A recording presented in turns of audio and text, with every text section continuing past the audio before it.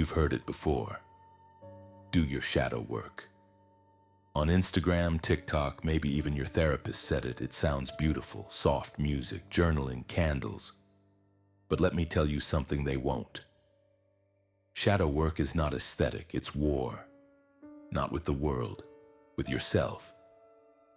Shadow work is not a cozy Sunday routine. It's the moment your illusions fall apart. It's looking in the mirror and seeing what you've spent your whole life hiding. It's that part of you you're ashamed of, that voice you silence, that anger you suppress, that need you deny. It's the jealousy you project on others, the judgment you pass to feel superior, the pain you numb with distractions. Shadow work is ripping off the mask you show the world and realizing you don't know who's underneath. Carl Jung called the shadow the thing a person has no wish to be. But here's the truth. The shadow holds power, not evil, not brokenness, but raw, unfiltered potential. Everything you hate about yourself, there's gold buried in it, but you'll never find it if you keep pretending it's not there. Most people think shadow work means healing your past. Sure, that's part of it. But real shadow work is seeing the monster in your own eyes and not looking away. It's when you realize I am capable of the very things I judge in others. That's the moment ego cracks. That's where growth begins. You say you're spiritual? Great. But if your spirituality is all light and no depth, you're not doing the work. You're curating a persona. Shadow work is not light. It's descent into the basement of your psyche, into the childhood wounds you laugh off, into the rage you hide behind a smile, into the control issues masked as care, into the lies you tell yourself to survive. This isn't about guilt, it's about ownership. When you reclaim your shadow, you stop blaming the world. You stop needing validation, you stop playing victim, because now you know your triggers. You know your patterns, you know your false selves, and you're not afraid to face them. That's freedom, but don't get it twisted. Shadow work is messy. It's ugly crying at 2 a.m. It's confronting memories you swore you buried. It's admitting you were wrong. It's feeling everything you avoided for years and still waking up the next day and doing it again. No filter, no affirmation, no spiritual bypass, just truth. And it burns. But you don't burn to ashes, you burn to become. Because inside that shadow is the version of you who's powerful, real, whole. You've just never met them, because you've been too busy being good. They don't want you to know this, that you were never broken. You were just unfinished, unexamined, unintegrated. But the minute you stop running, you start returning. To the parts of you that were silenced, to the instincts you were taught to fear, to the dreams you called crazy, to the voice that says, "This is who I really am." And that is the beginning of power. You don't meet your shadow in theory. You meet it when you're triggered. When someone says something that makes your blood boil. When someone's success makes you shrink inside. When someone mirrors what you hate, and you can't stop thinking about them. That's not about them, that's about you. Carl Jung said, "Everything that irritates us about others can lead us to an understanding of ourselves." This is the brutal truth. The things you can't stand in other people are often the things you haven't owned in yourself. You're not just projecting anger, you're projecting power. Because the shadow doesn't only hold your wounds, it holds everything you've disowned.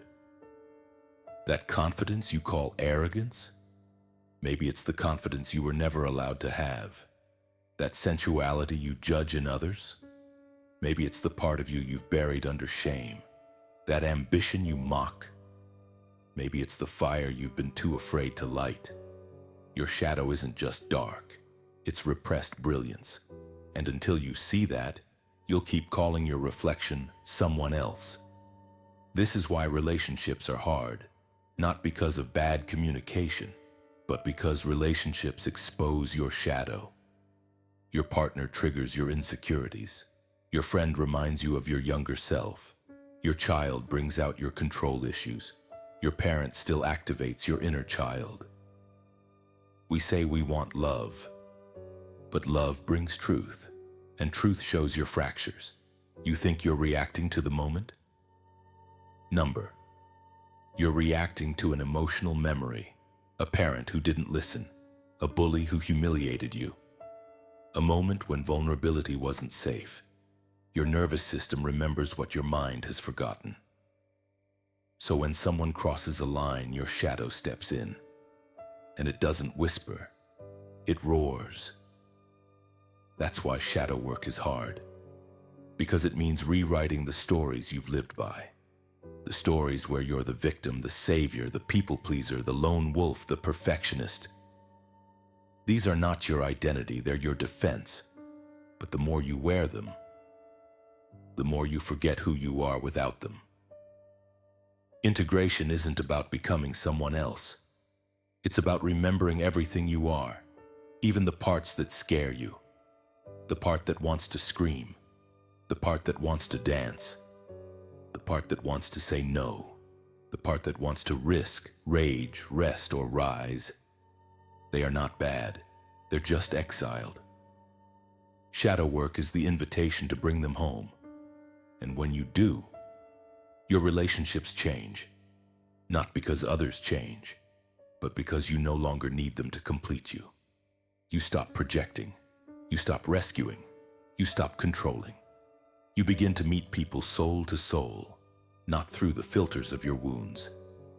And yes, it's scary, because the shadow doesn't come with instructions, it comes with chaos. But within that chaos is your real self, raw, wild, unapologetic, not perfect, but whole. So what happens when you finally face the shadow? When you've cried the truth, felt the rage, sat in the silence long enough to hear yourself think. What comes next is integration, not perfection, not bliss, not enlightenment, but something more powerful, wholeness. Integration is not about fixing yourself. It's about including yourself. The loud parts, the broken parts, the parts you thought you had to hide to be loved. They don't go away. They become part of you, and not your identity, but your truth. And when you hold your shadow with love instead of shame, you stop needing the world to do it for you. That's when the game changes. You no longer fear your emotions, you use them.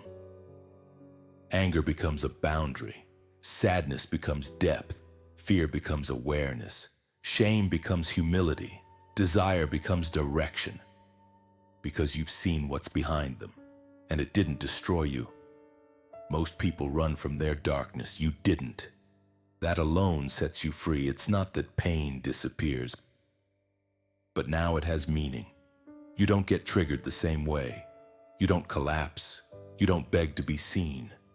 Because you see yourself. That's power, quiet, grounded, real. And then something strange happens. You start attracting people who've met their shadow too. Not perfect people, but real ones.